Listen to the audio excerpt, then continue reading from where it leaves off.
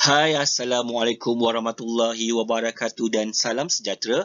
Hari ini murid-murid akan belajar berkenaan bab 4, Sains Tingkatan 4, Teknologi Hijau dalam Melestarikan Alam. Apakah itu kelestarian alam sekitar?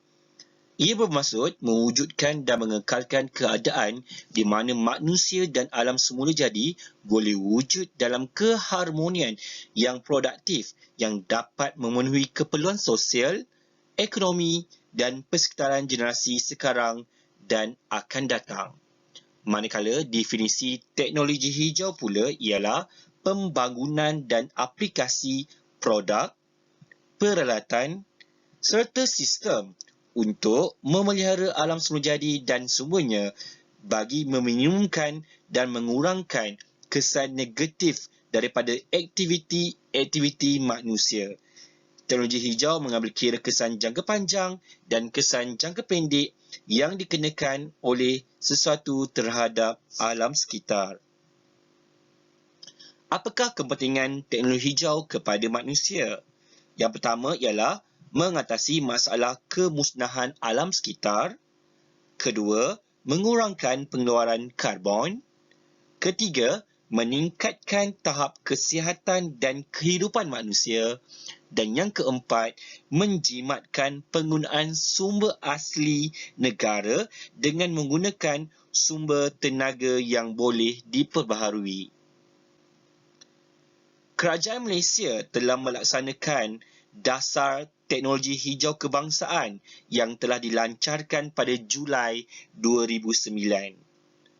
Terdapat 4 tonggak utama dalam Dasar Teknologi Hijau Kebangsaan ini, iaitu yang pertama, tenaga, bagi mempromosi kecekapan tenaga dan mencari ketidakbergantungan tenaga.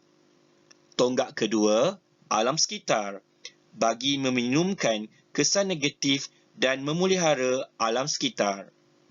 Tonggak ketiga, ekonomi, bagi menambah ekonomi negara melalui penggunaan teknologi. Dan yang keempat, tonggak yang keempat, sosial, meningkatkan kualiti hidup untuk semua. Seterusnya, jom kita mengenali sektor-sektor teknologi hijau yang terdapat di negara kita. Sektor yang pertama ialah sektor tenaga. Ia memfokuskan penggunaan tenaga alternatif yang lebih bersih, bebas karbon serta dapat menggantikan penggunaan bahan api fosil. Antara contoh tenaga alternatif ialah tenaga yang boleh diperbaharui seperti hidroelektrik, solar dan angin. Sektor yang kedua ialah pertanian dan perhutanan. Ia memberikan fokus kepada pengawalan kadar gas karbon dioksida di dalam udara melalui pertanian dan perhutanan. Sektor ini juga akan menekankan penjagaan nutrien tanah serta penambahbaikan pengamalan penanaman. Sektor teknologi hijau yang ketiga adalah pengangkutan. Ia memberikan fokus kepada penambahbaikan prasarana pengangkutan yang lebih bersih, bahan bakar kenderaan dan pengangkutan awam. Sektor yang keempat ialah pengurusan sisa dan air sisa. Dalam sektor ini, ia memberikan fokus usaha untuk meminimumkan pembuangan sisa dan air sisa ke persekitaran dengan cara mengolah sisa atau air sisa menjadi sesuatu yang baharu seperti baja kompos. Sektor yang kelima ialah sektor bangunan. Dalam sektor ini, ia memberikan fokus kepada pembinaan bangunan hijau seperti penggunaan bahan binaan hijau, penggunaan tenaga dan air yang cekap serta pengurusan sisa pepejal yang baik. Sektor yang keenam dalam teknologi hijau ialah sektor perindustrian dan pembuatan. Ia berfokus kepada program kecekapan tenaga dan pengurusan tenaga bagi mengurangkan kesan-kesan negatif seperti kesan rumah hijau, jerebu dan juga hujan asid. Dan sektor yang ketujuh dan sektor yang terakhir dalam teknologi hijau ialah teknologi maklumat dan Komunikasi TMK. Ia berfokus kepada pengamalan teknologi maklumat dan komunikasi hijau dalam pembuatan, reka bentuk, penggunaan serta pelupusan peralatan komputer. Pengamalan TMK hijau bertujuan untuk mengurangkan penggunaan bahan berbahaya dengan menggunakan bahan terbiodegradasi dan menjimatkan tenaga. Seterusnya, isu sosio-saintifik. Ia merupakan isu-isu kontroversi sosial yang berkaitan dengan sains. Ia timbul akibat aktiviti dan juga tindakan manusia. Contoh isu saintifik ialah pencemaran udara, pemanasan global, penebangan hutan, pencemaran air dan juga pembuangan sisa tidak terancang. Kali ini kita akan membincangkan 4 sektor yang berkaitan dengan isu saintifik, iaitu sektor tenaga, sektor pengurusan sisa dan air sisa, sektor pertanian dan perhutanan dan sektor pengangkutan.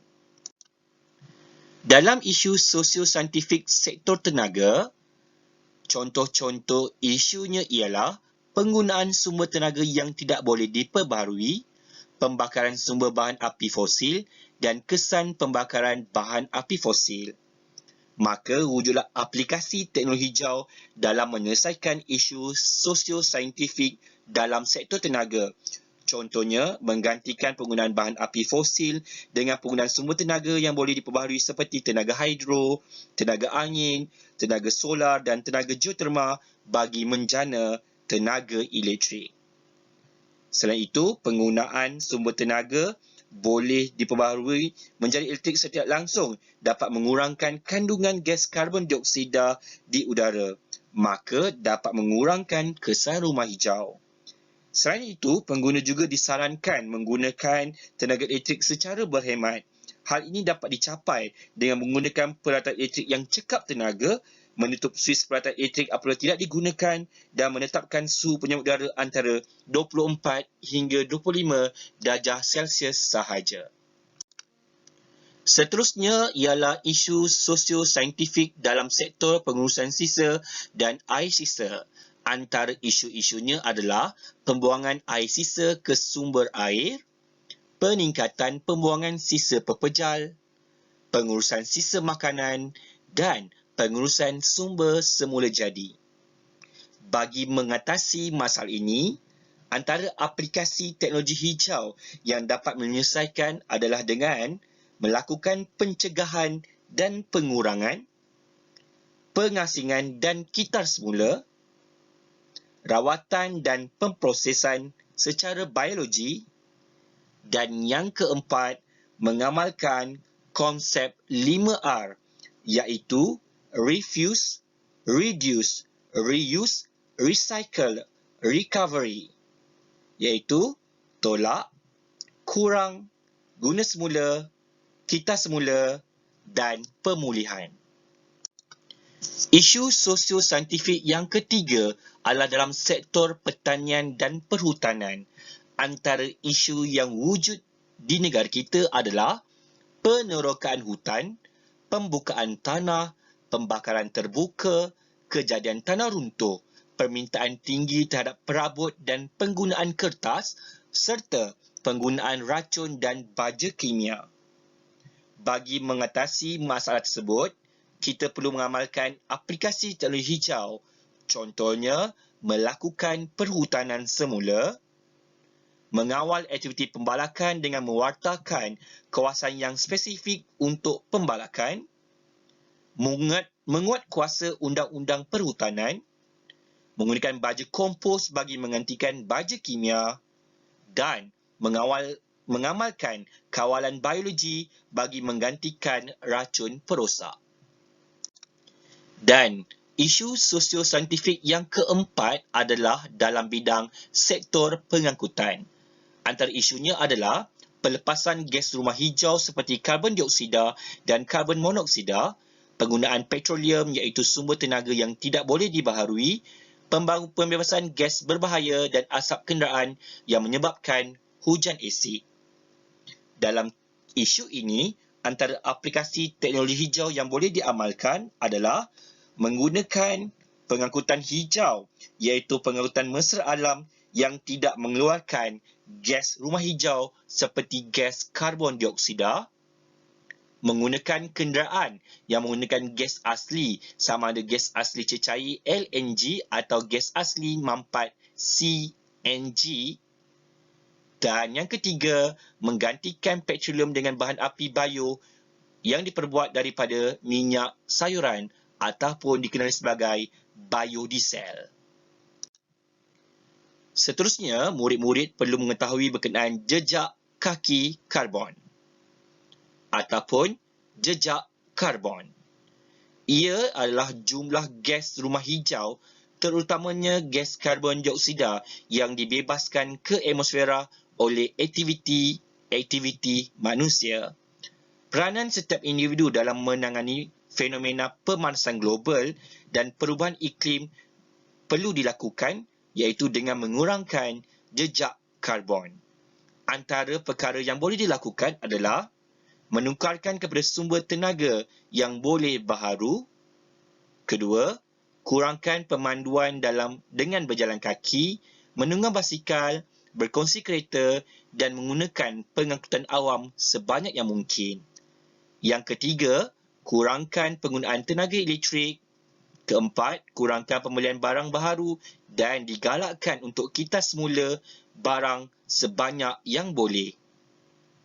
Yang kelima, kurangkan penggunaan air.